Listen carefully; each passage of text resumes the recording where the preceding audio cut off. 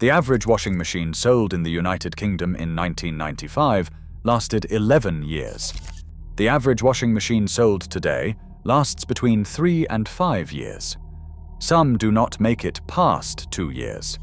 That is not wear and tear. That is engineering in reverse. 80% of the washing machines currently on sale in British shops are built with components that are designed to degrade.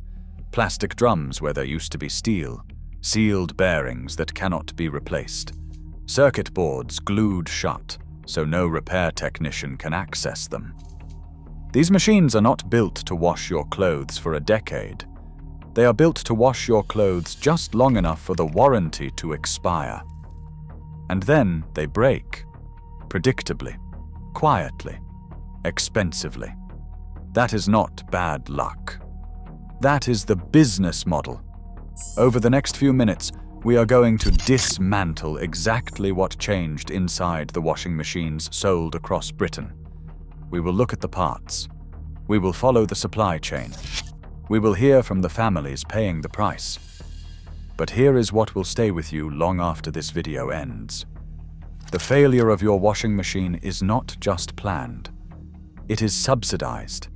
There is an entire financial ecosystem built around the certainty that your machine will break, and every player in that system, from the manufacturer to the retailer to the extended warranty provider, is making money from that certainty.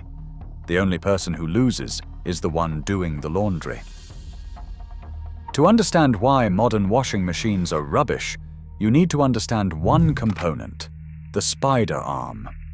The spider arm is the metal bracket that connects the drum to the drive shaft. It sits at the back of the drum and bears the full rotational force of every spin cycle.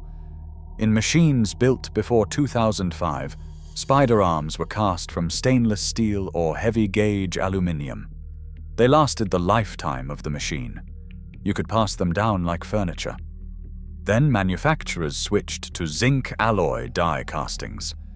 Cheaper to produce, lighter to ship, and catastrophically prone to corrosion. The problem is simple. Washing machines use water and detergent. Both are mildly alkaline. Zinc alloy corrodes in alkaline environments. The spider arm slowly dissolves from the inside out. After 3 to 5 years of regular use, it cracks. The drum detaches from the shaft. The machine shakes violently, floods the kitchen, and dies. This is not a rare failure. It is the single most common cause of washing machine death in the United Kingdom. Engineer forums are filled with photographs of spider arms that have crumbled into powder. The part costs roughly £3 to manufacture. A stainless steel replacement would cost about £7. The difference is £4. That £4 saving is why millions of machines end up in landfill. But the zinc spider arm is only the beginning. What happened to one family in Leeds makes the engineering problem feel almost trivial. Claire Ashworth bought a brand new Samsung washing machine from Currys in 2021. It cost her £349. 14 months later, the drum bearing seized. The machine began making a grinding noise so loud her neighbors complained. She called Samsung. They told her the bearing was a sealed unit and could not be replaced independently. The entire drum assembly needed swapping. The repair quote was £280. That was 80% of what she paid for the machine. Claire bought a new one instead. Different brand, same price bracket. The old machine went to the tip. It weighed 72 kilograms. Most of it was perfectly functional. The motor worked, the pump worked, the control board worked. But because one sealed bearing failed and could not be accessed, the entire machine became waste. She is not alone. The United Kingdom discards 7 million large household appliances every year. Washing machines account for a disproportionate share, and the average machine now contains less recyclable material than it did 20 years ago, because manufacturers have replaced metal components with composite plastics that cannot be economically separated.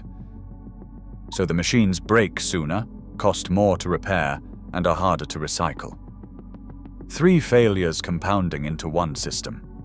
But none of that is the truly cynical part, because what the manufacturers discovered about consumer behavior is where this story turns from negligence into strategy.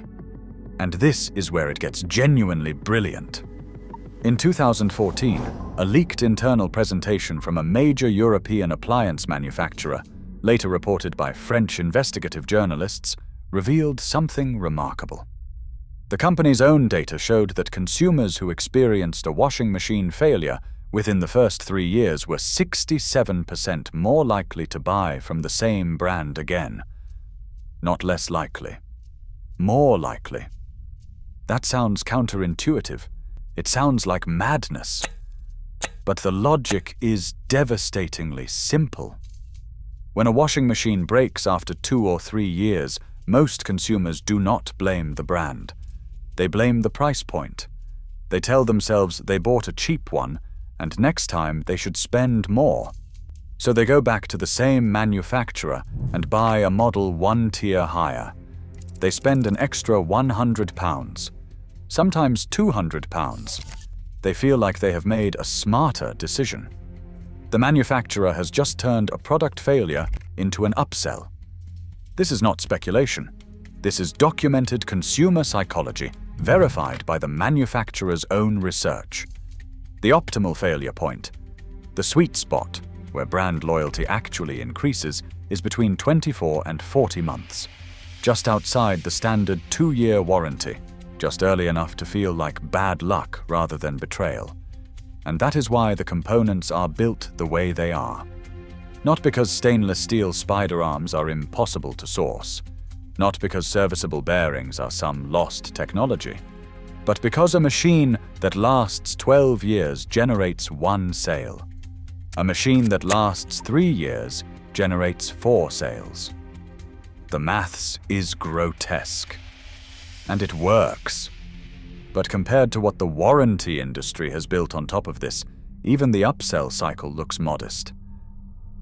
Extended warranties on washing machines are a £1.2 billion industry in the United Kingdom. That figure is larger than the profit margin on the machines themselves. Retailers like Currys, Argos, and John Lewis make more money selling you protection against your machine breaking than they make selling you the machine. Think about what that means. The product is so unreliable that insuring it against failure is more profitable than manufacturing it. The insurance is not a safety net. It is the product. The washing machine is just the delivery mechanism for a recurring revenue stream. And the terms of those warranties are carefully calibrated. Most cover mechanical failure, but exclude cosmetic damage, limescale buildup, and what they call normal wear and tear. Guess what a corroded spider arm is classified as? Normal wear and tear. The most common failure is explicitly excluded from the most common warranty. That is not an oversight. That is contract design. Meanwhile, the right to repair movement has gained ground across Europe, but the United Kingdom's post-Brexit regulatory framework has been slower to adopt equivalent protections. The European Union introduced eco-design regulations in 2021, requiring manufacturers to make spare parts available for at least 10 years, and to design products that can be disassembled with commonly available tools. The United Kingdom has adopted some of these principles, but enforcement remains inconsistent, and the scope is narrower. A repair technician in Manchester named Paul Dawson told me he has been fixing washing machines for 26 years. He said that in the late 90s, he could strip a machine down to its last bolt and rebuild it in an afternoon. Every part was accessible, every bearing was replaceable, every circuit board was modular. Now, he said, half the machines he sees are economically irreparable, not because the fault is complex, but because the parts are glued, welded, or molded into assemblies that cannot be separated without destroying them. He estimated that 70% of the machines he is called out to could be saved with a £10 part if that part were accessible. Instead, the customer pays him £40 for a call-out, hears the bad news, and buys a new machine. He has become, in his own words, an undertaker for appliances. And that brings us back to the word in the title. Rubbish. These machines are rubbish in the most literal sense. They become waste. 7 million units a year, 72 kilograms each. That is over 500,000 tons of appliance waste annually in the United Kingdom alone. Much of it goes to landfill. The plastics do not biodegrade. The residual detergent chemicals leach into groundwater. The steel that could be resold is contaminated by the composite housings bonded to it. The environmental cost of a washing machine that lasts 3 years is not 3 times worse than one that lasts 12 years. It is worse than that.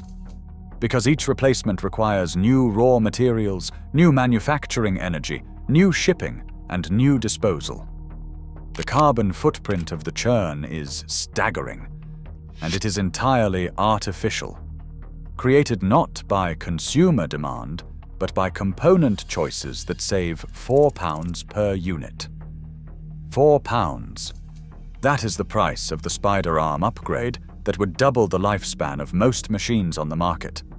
£4 that no manufacturer will spend because a machine that lasts is a customer lost. The washing machine used to be one of the most reliable appliances in the British home. It was built like industrial equipment because it was industrial equipment, just scaled down. The motors were overspecified. The drums were steel. The bearings were accessible. A good machine from the 1980s could run for 20 years without a single service call. That machine does not exist anymore. Not because the technology has been lost, because the incentive to build it has been deliberately removed.